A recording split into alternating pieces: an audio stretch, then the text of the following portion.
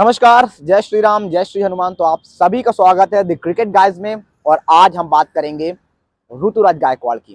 ऋतुराज गायकवाड़ की उस नॉक की और उनके श्रेयस अय्यर से कंपैरिजन की।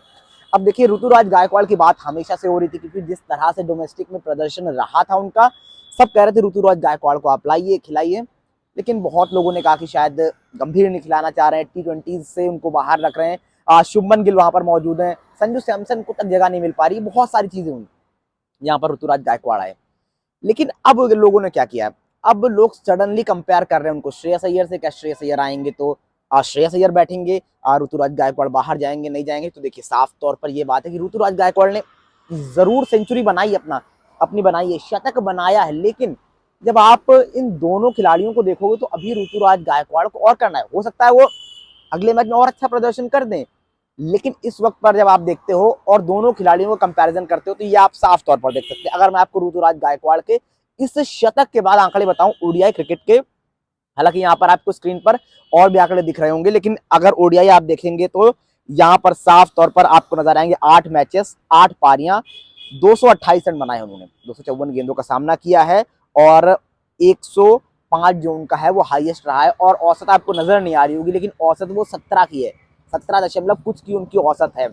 अब लेकिन इसके अलग छोर पर हम बात जब करते हैं श्रेयस अय्यर की, तो ये उनके आंकड़े भी आप देख सकते हैं कि श्रेयस अय्यर के आंकड़े क्या कह रहे हैं। उन्होंने 73 ओडीआई मैचेस खेले हैं, 67 उनकी पारियां हैं, 2917 रन उनके नाम है, 2946 गेंदें खेली हैं, 128 का उनका हाईएस्ट रहा है और उनकी जो एवरेज है वो 47.82 की है।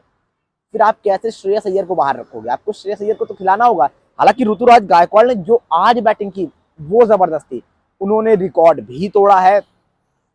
वो यूसुफ पठान के बाद दूसरे भारतीय क्रिकेटर बन गए हैं जिन्होंने साउथ अफ्रीका के खिलाफ ओडीआई में सबसे तेज शतक लगाया है। यहाँ पर ऋतुराज गायकवाड़ के नाम 77 गेंदों पर शतक है। उन्होंने 105 रनों की धुआंधार पारी खेली और जिस तरह से तेजी से रन बनाए, किसी समय लगाने की फंसे हुए हैं।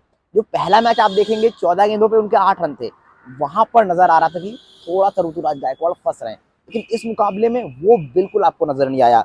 इस मुकाबले में उन्होंने 83 गेंदों में महज 105 रन बनाए, 12 चौके शामिल थे, इसमें 2 छक्के शामिल थे।